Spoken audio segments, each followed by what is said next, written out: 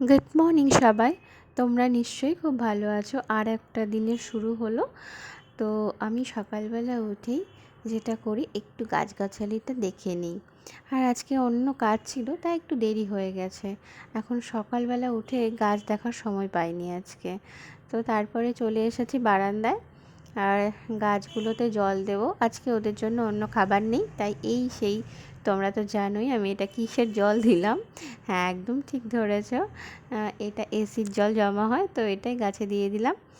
আর হ্যাঁ, দেখো এগুলো সব সবজির খোসা দেওয়া আছে, সবজির খোসা, ফলের খোসা, যাতে গাছগুলো অত আমি সব সময় প্রসেস করতে পারি না, তো এইভাবেও দিয়ে রাখি খানিকটা।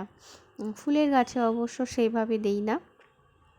তো যাই হোক, এই দেখো এসে দেখছি কাপড় কেচেছিলাম, তো কাপড় মেলতে এসে দেখছি দেখো এই যে উচ্ছে আবার হয়েছে।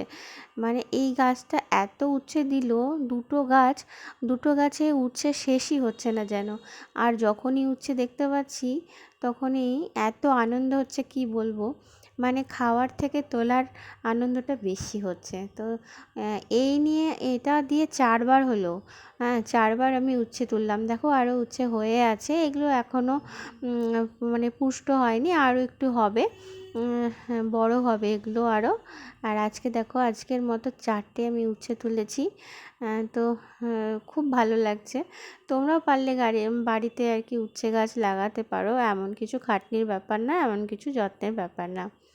তো আজকের রান্নায় ছিল মাছের ঝোল, ঝিঙে দিয়ে, আর পুঁই শাকের একটা তরকারি, আর করেছিলাম তোমার এখন কলমি শাক। তো কলমি শাকটা মানে আমার খুব প্রিয়। আমি কলমি শাক হলে আমি অন্য কিছু আর কিচ্ছু খাই না, কলমি শাক দিয়েই ভাত খাই। মানে মাংস জায়গায় যদি তুমি কলমি শাক ভাজা দাও তোমরা, তো আমি কলমি শাকটা দিয়েই খাবো। তো আজকের ভিডিও এইটুকুই, এখানেই শেষ করলাম। তোমরা সবাই ভালো থেকো, আর হ্যাঁ, সাবস্ক্রাইব করতে ভুলো না কিন্তু নতুনরা।